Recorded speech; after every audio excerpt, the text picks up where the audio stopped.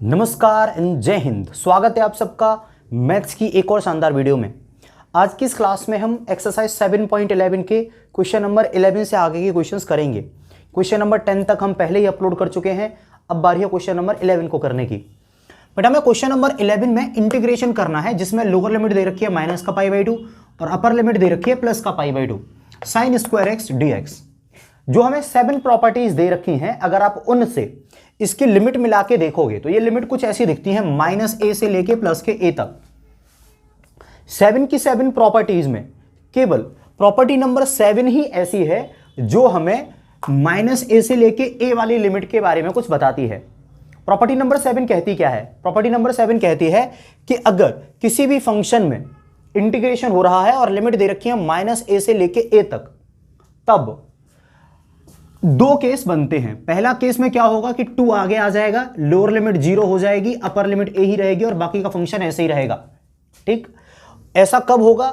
जब हमारा f क्या है, एक इवन फंक्शन है और सीधे सीधे अगर लिमिट -1 से लेके a दे रखी है fx dx, तो इसकी वैल्यू 0 हो जाएगी। कब?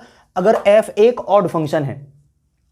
इवन फंक्शन क्या होता है, ऑड फंक्शन क्या होता है, इन सारी चीजों को मैंने शुरुआत में ही समझा दिया था। इस वाली एक्सरसाइज को शुरू करने से भी पहले एक वीडियो अपलोड करी थी, जिसमें मैंने सारी की सारी प्रॉपर्टीज को यूज करना बताया था कि प्रॉपर्टीज होती क्या है, इनको यूज कैसे करते हैं। तो आप अगर उस वाली वीडियो को देख लेते हैं तो बेहतर रहेगा, क्योंकि यहां पर डायरेक्टली चीजों को समझना हो सकता है आपके लिए थोड़ा सा मुश्किल हो जाए। अब सबसे पहला काम जो मैं करूंगा, प्रॉपर्टी नंबर 7 इसमें लगेगी, ये तो बात कंफर्म है। क्यों? क्योंकि प्रॉपर्टी नंबर 7 में ही -a से लेके a वाली लिमिट के बारे में बात होती है और यहां पर भी माइनस का a से लेके प्लस के a तक की बात हो रही है। जैसे कि आप लिमिट देख सकते हो -π/2 से π/2। अब इश्यू ये है कि हमें नहीं पता कि ये वाला वैल्यू ये वाली मिलेगी, इस वाले फंक्शन की वैल्यू, या फिर 0 मिलेगी। मतलब इस वाले फंक्शन की दो वैल्यू पॉसिबल है ना। यहां से अगर तुम देखो तो या तो ये वाली वैल्यू मिलेगी या फिर ये वाली। ये डिसाइड करेगा फंक्शन कि फंक्शन इवन है या ऑड। तो बेटा हम चेक करते हैं, यहां पर इंटीग्रेशन किसका हो रहा है, sine x, sign square x का। इसको मैंने मान लिया fx, तो fx बराबर क्या हो गया, साइन स्क्वायर एक्स। अब मैं चेक करता हूं कि ये इवन फंक्शन है या ऑड। कैसे चेक करोगे? x की जगह पर रख दो माइनस का x, तो f माइनस एक्स बराबर क्या मिलेगा, साइन x की जगह पे मिलेगा -x और इसका हो जाएगा पूरे का स्क्वायर, जैसे कि यहां पर साइन स्क्वायर x हो रहा था। क्लियर? अब साइन -x, इसकी वैल्यू तो हम सभी जानते हैं, साइन -x बराबर क्या होता है, माइनस का साइन x, और इसका हो रहा है ये होल स्क्वायर। बेटे जब माइनस का स्क्वायर होगा तो प्लस का साइन स्क्वायर आएगा, तो हमें f -x बराबर क्या मिलेगा, यहां से साइन स्क्वायर x। और ये किसकी वैल्यू है, साइन स्क्वायर x, ये वैल्यू थी fx की।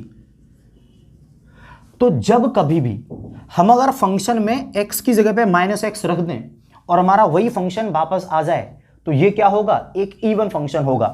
तो hence it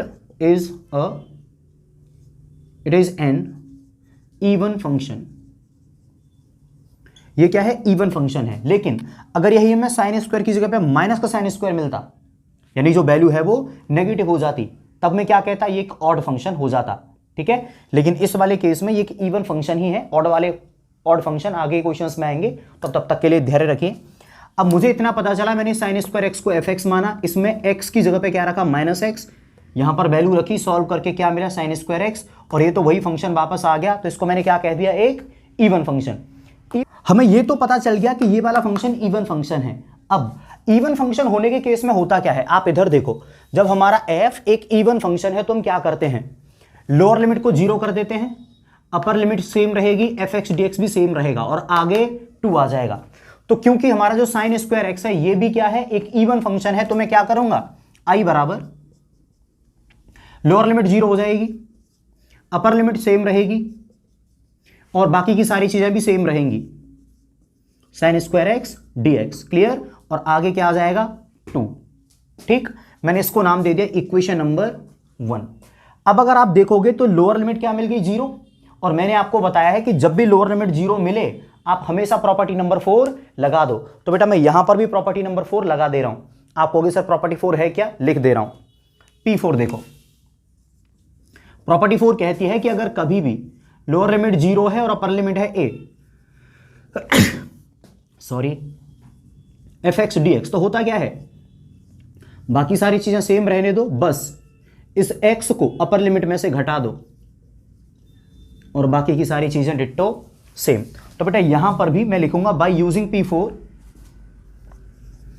by using property 4 क्या मिल जाएगा, देखो i बराबर इंटीग्रेशन 0 से π/2, यह आ जाएगा आगे 2। अब x को अपर लिमिट में से घटा दूंगा, मतलब x को π/2 में से घटा दूंगा, तो क्या मिलेगा, साइन स्क्वायर π/2 माइनस एक्स, यानी sine square 90 minus x. Sine 90 minus theta क्या होता है, कॉस थीटा।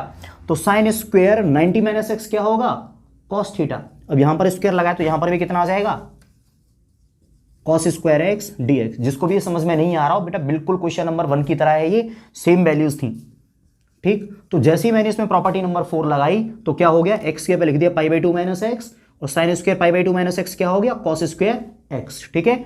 अब मैं इक्वेशन 1 और इक्वेशन 2 को ऐड करने वाला हूं, तो यहां पर लिख दे रहा हूं ऑन एडिंग इक्वेशन 1 एंड 2।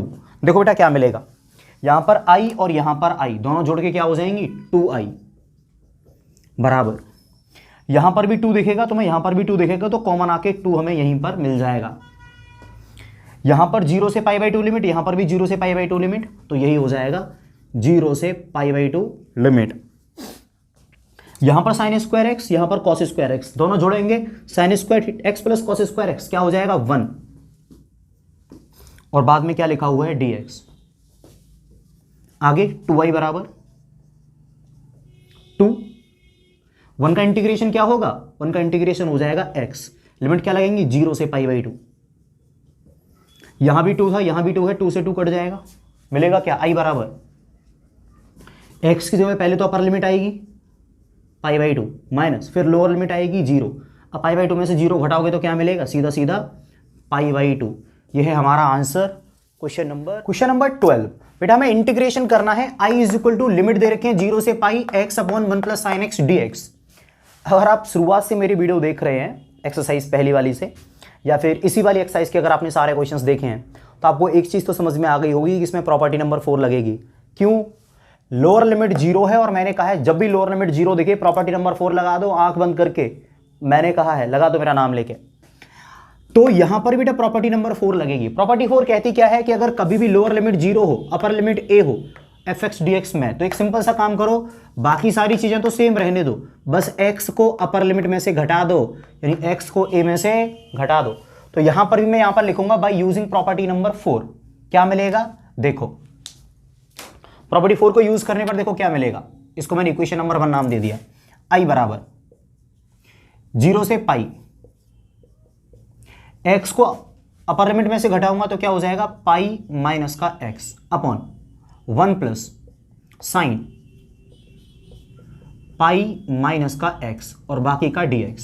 यानी आप देखेंगे इसमें कोई बदलाव नहीं है, बस जहां जहां x है वहां पर मैंने अपर लिमिट में से घटा दिया उसको, यानी पाई माइनस x कर दिया। अगला स्टेप i बराबर 0 से पाई, पाई माइनस एक्स, बेटा इसमें तो क्या ही बदलाव ला सकते हैं, तो सेम ही रहेगा।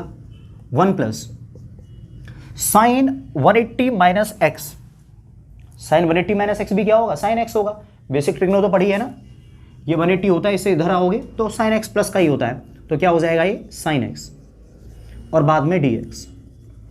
क्लियर, यानी साइन 180 माइनस एक्स भी क्या आ गया, साइन एक्स। इसको मैंने नाम दे दिया इक्वेशन नंबर 2। अब बेटा मैं इक्वेशन 1 और 2 को ऐड करने वाला हूं, तो यहां पर लिख देना on adding equation 1 and 2, on adding equation 1 and 2 क्या मिलेगा बेटा, देखो 1 और 2 को ऐड करने पर ये मिलेगा i plus i 2i is equal to i और i 2i हो गया। यहां पर भी 0 से पाई, यहां पर भी लिमिट 0 से पाई। इस वाले का और इस वाले का डिनोमिनेटर तो सेम है 1 प्लस साइन एक्स, तो मैंने लिख दिया 1 प्लस साइन एक्स। जब भी डिनोमिनेटर सेम हो न्यूमरेटर डायरेक्टली ऐड हो जाते हैं। इसका न्यूमरेटर क्या था x और इसका न्यूमरेटर क्या था प्लस का पाई माइनस का x। इसका न्यूमरेटर x आ गया, इसका न्यूमरेटर आ गया पाई माइनस का x, पीछे क्या लिखा हुआ है dx। तो जब मैंने इक्वेशन 1 और 2 को ऐड करा तो ये मिल गया, ठीक। यहाँ पर आप एक चीज़ क्लियरली देख सकते हैं, और वो क्या है कि यहाँ पर ये x लिखा है, यहाँ पर ये x लिखा है, ये दोनों आपस में कट जाएंगे तो ऊपर केवल पाई ही बचेगा। ऊपर क्या बचेगा? केवल पाई। उस पाई को ले ले रहा हूँ बेटा मैं बाहर, इस वाले पाई को मैं क्या ले ले रहा हूँ? बाहर। तो क्या हो जाएगा ये 2i इज इक्वल टू पाई एक कांस्टेंट की तरह ट्रीट होएगा, बाहर आ जाएगा, इंटीग्रेशन बचा क्या? 0 से पाई, और इधर से पाई था वो बाहर चला गया तो क्या बचा? 1/1 प्लस साइन एक्स, और साथ में कितना आ जाएगा? dx। साथ में कितना आ जाएगा? dx। आपके मन में आ रहा हो सर dx इतना दूर क्यों लिखा है? बेटा उसकी भी वजह है, मैं इसका इंटीग्रेशन करना चाहता हूं, इसके लिए बेटा इसको रेशनलाइज कर दो। तो ऊपर नीचे 1 माइनस साइन एक्स, और इधर भी 1 माइनस का साइन एक्स का कर दिया। बेटा ये सब हरकत मैं केवल इसका इंटीग्रेशन करने के लिए कर रहा हूं। आप कहेंगे सर 1 प्लस साइन एक्स का इंटीग्रेशन ऐसे ही क्यों हो रहा है? टेंशन मत लो, हम कुछ एक्स्ट्रा क्वेश्चंस भी कराएंगे। जैसे ही हमारी एनसीईआरटी कंप्लीट हो जाती है तो आपको समझाएंगे कि ये सब चीज़ें हमें कैसे पता चले कि हमें यही करना है। कराएंगे सारा कुछ, अब तो बहुत समय भी मिल गया। सीबीएसई का पेपर करीब 2.5 महीने बाद है। आगे बढ़ते हैं। तो देखो बेटा 2i बराबर, इधर रखना शुरू कर रहा हूं मैं, 2i बराबर पाई बाहर है, अंदर 0 से पाई, तो पाई बाहर है, इंटीग्रेशन 0 से पाई। क्या मिलेगा?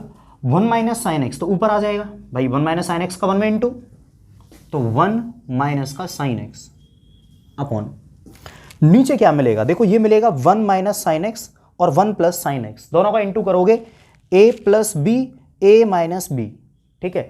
इन दोनों का इंटू क्या मिलेगा? 1 माइनस sine square x, A plus B और ए माइनस बी क्या होता है? A square minus B square, तो 1 माइनस साइन स्क्वायर, और इसकी वैल्यू क्या होती है? Cos square. तो नीचे इन दोनों का इंटू होके क्या मिल जाएगा? कॉस स्क्वायर एक्स, और साथ में dx। ठीक, आगे देखते हैं। 2i बराबर पाई बाहर लिखा रहेगा 0 से पाई। बेटा 1 में कॉस स्क्वायर एक्स का डिवाइड दे दो, क्या हो जाएगा? Sec square x.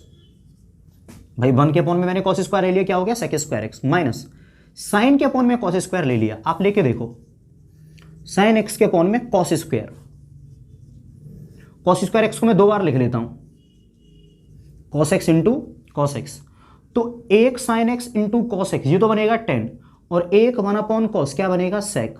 तो जब साइन में कॉस का डिवाइड लगेगा कॉस स्क्वायर का, तो क्या बचेगा? Sec x into 10x, sec x into 10x, और बाहर क्या है? dx। ठीक, आगे बढ़ते हैं।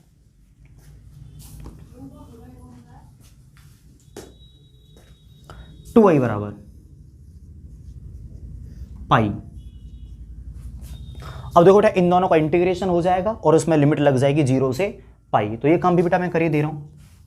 सेक स्क्वायर एक्स का इंटीग्रेशन क्या होता है? आप सभी को पता होगा, सेक स्क्वायर एक्स का इंटीग्रेशन होता है 10x, minus sec x into 10x का इंटीग्रेशन का क्या होता है? सेक एक्स, लिमिट 0 से पाई। ठीक, तो हमने अपर लिमिट और लोअर लिमिट दोनों ही लगा दी, इन दोनों का इंटीग्रेशन करा, लिमिट 0 से पाई हो गई, बस इसमें लिमिट रखते ही हमारा फाइनल आंसर आ जाएगा। तो देखते हैं 2i बराबर, बाहर लिखा रहेगा पाई, अपर लिमिट बेटा मैंने पाई रखी, तो क्या मिला? सेक 180, क्या रखा? सेक 180, माफ करना 10 180 आएगा, 10 180 या 10 पाई कह लो, माइनस सेक पाई, जब मैंने अपर लिमिट रखी तो ये हो गया 10 पाई और ये हो गया सेक पाई, अपर लिमिट रख दी माइनस, अब आ रही बेटा लोअर लिमिट रखने की यानी 0, तो 10 0 माइनस का सेक 0, तो देखो upper limit minus lower limit. ठीक है, आगे देखिए 2i इज इक्वल टू पाई 10 180, 10 180 की वैल्यू कितनी हो जाएगी? 0, माइनस सेक पाई की वैल्यू कितनी हो जाएगी? सेक 180 होता है बेटा माइनस का 1, और यहां पर माइनस पहले से ही है तो ये प्लस का 1 आ जाएगा। आगे देखो माइनस 10 0 की वैल्यू 0, सेक 0 की वैल्यू होती है 1, और यहां पर ये माइनस लगा हुआ है तो ये हो जाएगा माइनस का 1, और ये वाले माइनस का इंटू होगा तो दरअसल ये प्लस का 1 ही आ जाएगा। दोबारा समझा दे रहा हूं, 10 180 0, सेक 180 की वैल्यू -1, लेकिन -1 में माइनस का इंटू तो ये प्लस का 1। अब इस वाले माइनस का इसमें इंटू हो तो माइनस का tan 0, तो tan 0 की वैल्यू तो 0, अब माइनस का इसमें इंटू हुआ तो ये प्लस हो गया, sec 0 की वैल्यू 1, तो ये प्लस का 1, तो 2i इज इक्वल टू ये पाई और साथ में यहां से 1 + 1 2, तो अब चाहो तो 2 से 2 को काट दो और फाइनल आंसर क्या मिला, i इज इक्वल टू पाई।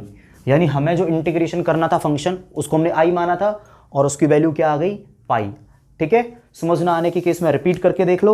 हम चलते हैं आगे। क्वेश्चन नंबर 13, बेटा हमें इंटीग्रेशन करना है i इज इक्वल टू -π/2 से π/2 तक लिमिट दे रखी है sin की पावर 7x और dx। प्रॉपर्टीज की मदद से करना है। आपको एक चीज तो क्लियर कट पता ही होगी कि हमारी -a से लेके a जो प्रॉपर्टी है ये केवल 7 में ही होती हैं, यानी केवल प्रॉपर्टी नंबर 7 में ही लिमिट हमारी -a से लेके a होती हैं। और प्रॉपर्टी नंबर जो 7 है उसके दो पार्ट हैं। पहले पार्ट में क्या होता है कि हम लोअर लिमिट को 0 कर देते हैं और आगे 2 लिख देते हैं और बाकी सब सेम। दूसरे वाले केस में क्या होता है कि सीधा इस फंक्शन की वैल्यू 0 आ जाती है। ठीक, ये कब होता है, जब हमारा f एक इवन फंक्शन होता है, और सीधा आंसर 0 कब होता है, जब f हमारा ऑड फंक्शन होता है। तो बेटा सबसे पहले तो हम यहां पर चेक करेंगे कि जो हमारा f है वो एक इवन फंक्शन है या फिर ऑड। f क्या होता है जिसका इंटीग्रेशन हो रहा है, तो बेटा मैंने चेक कर लिया, fx बराबर क्या है, sin की पावर 7x। अब इवन और ऑड कैसे चेक करते हैं, बहुत आसान है, x की जगह पे -x रख दो, तो f x पे क्या रख दिया, माइनस का x, क्या मिलेगा, sin -x, और इसकी पावर क्या थी 7, मिलेगा क्या यहां से मिलेगा बेटा माइनस का sin x, इसकी पावर 7। ठीक, तो f -x बराबर, बेटा इसको अगर आप कोई भी सॉल्व करेगा माइनस की पावर 7 टाइम्स, तो ये माइनस का साइन की पावर 7x ही आएगा, और साइन की पावर 7x किसकी वैल्यू है, fx की, तो f -x बराबर क्या मिल गया, माइनस का fx। जब भी कभी ऐसा हो कि x की जगह मैं -x रखूं और माइनस का fx आ जाए तो ये होता है एक ऑड फंक्शन, और ये अगर प्लस का fx आ जाता तब होता है ये इवन फंक्शन। तो चलो यहां पर क्या है, here fx is an odd function। बेटा अगर ये ऑड फंक्शन है तो जब f हमारा ऑड फंक्शन होता है तो इस पूरे इंटीग्रेशन की वैल्यू क्या हो जाती है, सीधी 0। आपको कुछ करने की जरूरत नहीं है, तो मैं यहां पर लिख दूंगा, यहां पर हमारा fx एक ऑड फंक्शन है तो इंटीग्रेशन माइनस के π/2 से π/2 साइन की पावर 7x dx बराबर क्या आ जाएगा, 0, और यही है हमारा फाइनल आंसर। ठीक है, समझ ना आने की केस में बेटा रिपीट करके देखो। हम चलते हैं आगे। क्वेश्चन नंबर 14, बेटा हमें इंटीग्रेशन करना है 0 से 2π cos की पावर 5x dx। ठीक, इसमें लोअर लिमिट 0 है और अपर लिमिट 2π है। आपके मन में आ रहा होगा कि सर यहां पर आप सीधी सीधी प्रॉपर्टी नंबर 4 लगा दो क्योंकि लोअर लिमिट 0 है। बिल्कुल आप सही कह भी रहे हैं, लेकिन इसमें प्रॉपर्टी नंबर 4 नहीं, प्रॉपर्टी नंबर 6 लगेगी। मैं एक्सप्लेन करता हूं क्यों। जब तुम इसमें प्रॉपर्टी नंबर 4 लगाओगे तो कोई बदलाव नहीं आएगा। देखो कैसे, तुमने क्या लिखा, जब मान लो कि मैंने fx बराबर क्या ले लिया, fx बराबर ले लिया cos की पावर 5x, यही है ना बेटा हमारा fx। अगर तुम इस x को अपर लिमिट में से घटा भी दोगे तो क्या हो जाएगा, 2π माइनस का x, तो मिलेगा क्या, cos। x को मैंने लिख दूंगा 2π माइनस का x और इसकी पावर 5, मिलेगा क्या, cos 360 माइनस x, क्या मिलेगा, cos x, और इसकी पावर 5, इसकी पावर 5, तो मिलेगा क्या, f 2π माइनस का x बराबर, ये तो वही आ जाएगा ना, cos की पावर 5x, और लौट के हमारा ये क्या आ गया, वही फंक्शन जो कि शुरुआत में था। यानी देखो प्रॉपर्टी नंबर 4 जब हम लगाते हैं तो हम करते क्या हैं, इस वाले x को अपर लिमिट में से घटा देते हैं, 2π में से इस x को घटा के लिख देते हैं 2π माइनस का x, और बाकी का कोई बदलाव नहीं करते। अगर आप सेम यही काम इस वाले जब क्वेश्चन में करोगे, जब प्रॉपर्टी नंबर 4 लगाओगे, तुम लोग देखोगे कि लोअर लिमिट 0 है, प्रॉपर्टी नंबर 4 लगा देते हैं। तुम इसमें जैसे ही प्रॉपर्टी नंबर 4 लगाओगे तो क्या मिलेगा, cos x के लिए आएगा 2 पाई माइनस एक्स और उसकी पावर लेकर रहेगा 5 और वो लौट के cos की पावर 5 ही आ गया। मतलब जब तुमने प्रॉपर्टी नंबर 4 को लगा भी दिया तब भी इस वाले क्वेश्चन में कोई बदलाव नहीं आएगा। cos की पावर 5x था, ये अब भी cos की पावर 5x ही बना रहेगा। मतलब प्रॉपर्टी नंबर 4 लगाना वेस्ट हो गया? इसका जवाब है नहीं। प्रॉपर्टी नंबर 4 लगाने पर अगर आपका फंक्शन वापस वही आ जाता है जो कि वो शुरुआत में था, जैसा कि जब हमने cos की पावर 5x को जब अपर लिमिट में से घटाया x को, तो हमारा वही cos की पावर 5x ही आ गया। जब भी कभी ऐसा हो तुरंत प्रॉपर्टी नंबर 6 एक्टिवेट हो जाएगी और वो काम करना शुरू कर देगी। प्रॉपर्टी नंबर 6 क्या कहती है? प्रॉपर्टी नंबर 6 कहती है कि जब कभी भी कोई फंक्शन था, मान लो fx, तुमने क्या करा, इस x को अपर लिमिट में से घटाया। कोई फंक्शन था fx, इस x को तुमने अपर लिमिट में से घटाया, 2a में से x को घटा दिया, जैसे कि हमने यहां पर भी 2a में से x को घटा दिया। और बराबर में अगर fx आ जाता है, ध्यान से सुनो, मान लो कभी भी इंटीग्रेशन हो रहा है, लोअर लिमिट 0 है, अपर लिमिट है कुछ भी, मान लो 2a है, और तुमने इस x को अपर लिमिट में से घटाया और कुछ बदलाव नहीं आया, वही फंक्शन वापस आ गया। x को तुमने अपर लिमिट 2a में से घटा दिया और वही फंक्शन वापस आ गया, तो होता क्या है, तो फिर हम ये करते हैं कि जो अपर लिमिट है ना 2a, इसको घटा के कर देते हैं हम a, आगे आ जाता है 2 और बाकी सब रहता है सेम। सेम कुछ यहां पर भी हुआ है। यहां पर जब cos की पावर 5x में x को मैंने घटा दिया 2 पाई में से, तो बदल के क्या आ गया, वही fx आ गया। देखो f 2a माइनस का x बराबर fx, वही आ गया ना जो कि प्रॉपर्टी नंबर 6 में हो रहा है। ऐसे हालात में हमारा आंसर बदल के क्या बनता है, हमारा आंसर बदल के मिलता है i इज इक्वल टू, ये इंटीग्रेशन 0 से जो अपर लिमिट 2 पाई थी ना, ये घट के आधी रह जाएगी केवल पाई, और जो 2 है वो आ जाएगा आगे और बाकी सारा कुछ सेम। यहां पर भी अगर आप ध्यान से देखोगे तो कुछ वैसा ही हुआ है। fx dx सेम रहा, 0 सेम रहा, बस अपर लिमिट जो थी ना 2a, वो घट के आधी रह गई, a हो गई और 2 आ गया आगे। तो हमने भी यही करा, cos की पावर 5x dx, cos की पावर 5x dx सेम रखा, लोअर लिमिट 0 थी, 0 ही रही, बस ये जो 2 पाई था ना, 2 आगे आ गया और अपर लिमिट रह गई पाई, 2 आगे आ गया, अपर लिमिट रह गई पाई। मतलब मैंने ये वाली प्रॉपर्टी इसमें लगा दी। हमें कैसे पता चला प्रॉपर्टी नंबर 6 लगेगी? जब भी प्रॉपर्टी नंबर 4 लगाने पर क्वेश्चन में कोई बदलाव ही ना आए, जैसा था क्वेश्चन वैसा ही रहे, तुरंत प्रॉपर्टी नंबर 6 एक्टिवेट हो जाएगी और वो हमारी काम करने लगेगी। तो बेटा प्रॉपर्टी नंबर 6 लगने के बाद ही हमें ऐसा दिखने लग गया। ठीक है, समझना आने पर रिपीट करके बार बार देखो जब तक कि समझ ना आ जाए। अब मैं बढ़ता हूं बेटा यहां से आगे, इसको मैंने नाम दे दिया इक्वेशन नंबर 1। अब आपके मन में एक बात आई होगी कि सर ठीक है, यहां पर हमने प्रॉपर्टी नंबर 4 लगाई और वो फेल हो गई, लेकिन क्या हम यहां पर दोबारा प्रॉपर्टी 4 लगा सकते हैं? क्यों? क्योंकि अब तो ये क्वेश्चन बदल गया। भाई पहले क्वेश्चन में लिमिट थी 0 से 2 पाई, लेकिन अब के वाले क्वेश्चन में क्या है, लिमिट 0 से पाई। अब तो ये क्वेश्चन बदल गया ना, अब तो इसमें प्रॉपर्टी 4 लगाने पर कुछ और बदलाव आएगा। तो मैं कहूंगा बिल्कुल तुम सही कह रहे हो, अगर तुम इसमें अब लिमिट लगाते हो तो ये कुछ और आएगा। ठीक, और वो क्या आएगा चेक करते हैं। अब यहां पर जो लिखा हुआ है cos की पावर 5, अब मैं इसमें दोबारा P4 लगा देता हूं। जब इसमें दोबारा P4 लगेगी तो क्या मिलेगा, i बराबर 2, 0 से पाई cos की पावर 5, x को मैं किस में से घटा दूंगा, पाई में से, क्या मिलेगा, पाई माइनस एक्स और साथ में dx। ठीक है, एक चीज आप सभी जानते हैं कि cos 180 माइनस थीटा क्या मिलेगा, माइनस का cos थीटा। दोबारा सुन लो, cos 180 माइनस थीटा क्या मिलेगा, माइनस का cos थीटा, और माइनस के cos थीटा की पावर 5 ये भी क्या मिलेगा, माइनस cos की पावर 5। यानी जब तुम इसको सिंप्लीफाई कर रहे होगे तो क्या मिलेगा, i बराबर 2 आगे, लिमिट 0 से पाई, ये हो जाएगा माइनस जो मैंने आगे ले लिया cos की पावर 5, ठीक है, x dx। बात समझ गए? तुम चाहो तो ये वाला माइनस मैं अंदर ही रहने दे रहा हूं, माइनस cos की पावर 5x dx। ठीक है, इसको मैंने नंबर दे दिया क्या, इक्वेशन नंबर 2।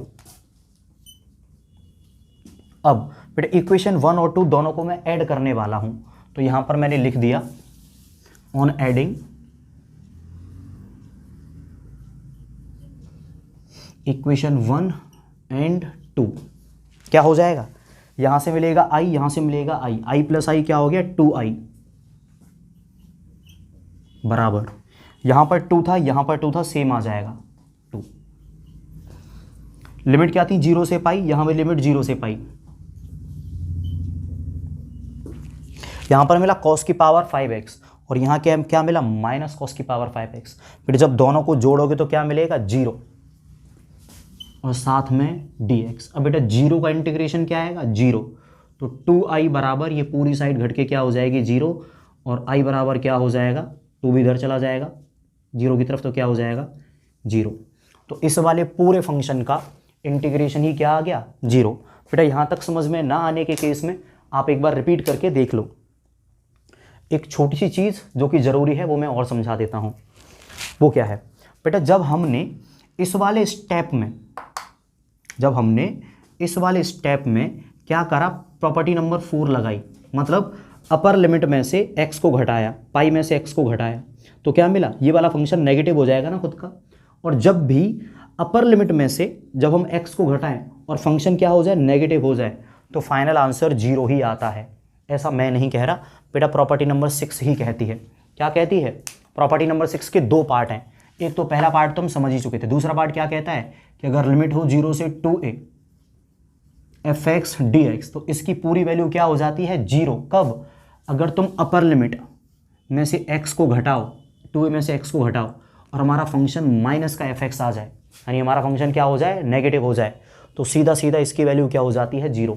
तो अगर आप यहाँ पर देखोगे तो जब मैंने x को पाई में से घटाया तो मिला क्या, माइनस का फंक्शन आ गया लौट के, और इसीलिए बाद में सॉल्व होने के बाद ये वाली वैल्यू 0 ही आ गई। ठीक है, उम्मीद करता हूँ मैंने जो बताया आप उसको लेके कंफ्यूज नहीं हुए होंगे। कंफ्यूज होने के केस में भी बेटा आप रिपीट करके देख सकते हो।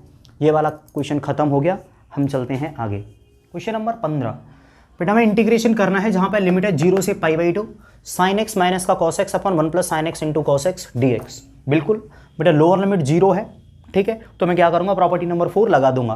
प्रॉपर्टी 4 कहती क्या है कि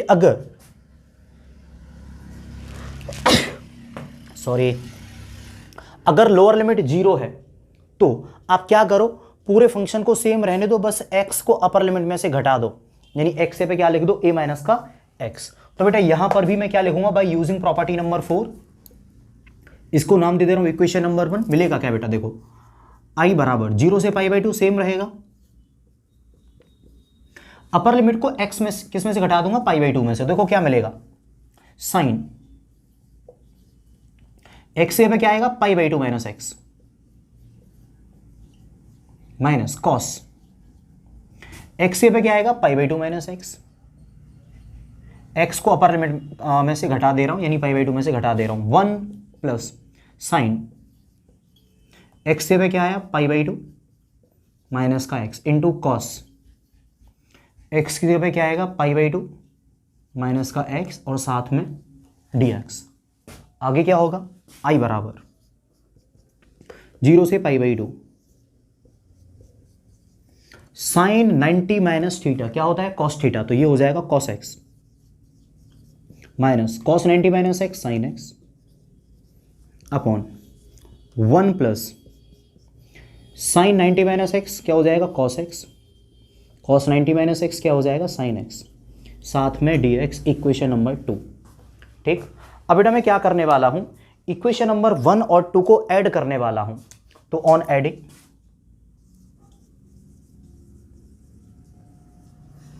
इक्वेशन 1 एंड 2 क्या मिलेगा, इधर बेटा i है इधर भी i है, i प्लस i 2i बराबर 0 से π/2 0 से π/2 दोनों जगह सेम है, तो 0 से π/2, यहां पर भी dx और यहां पर भी dx दोनों जगह सेम है। अब देखो बेटा सुनो, इसमें क्या है नीचे 1 plus cos x sine x, यहां भी नीचे वही है 1 प्लस कॉस एक्स और साइन एक्स, तो अपॉन में तो सारी चीजें वही मिलेंगी 1 plus cos x sine x साथ में dx। लेकिन ऊपर वाली चीजों को ध्यान से देखो, जब इन दोनों को हम ऐड कर रहे होंगे तो यहां प्लस का कॉस एक्स है यहां माइनस का कॉस एक्स है, दोनों कट जाएंगे, यहां माइनस का साइन एक्स है यहां प्लस का साइन एक्स है, ये भी दोनों कट जाएंगे। मतलब जब तुम इस वाली वैल्यू को इस वाली वैल्यू में जोड़ोगे तो नीचे तो आएगा ये और ऊपर आएगा 0, मतलब क्या हुआ, ये 0 अपॉन कुछ भी, ये पूरी वैल्यू 0, तो 2i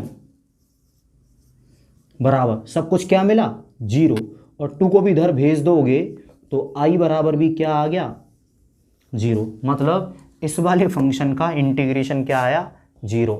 आंसर, बात खत्म, पैसे हजम। तो इसी के साथ ये है एंड हमारी आज की इस वीडियो का। उम्मीद करते हैं आपको सारा कुछ समझ में आया होगा।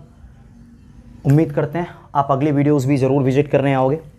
तो आज के लिए बस इतना ही, मिलते हैं आपसे अगली क्लास में। तब तक के लिए सभी खुश रहिए, अपना ख्याल रखिए, and at last God bless you all.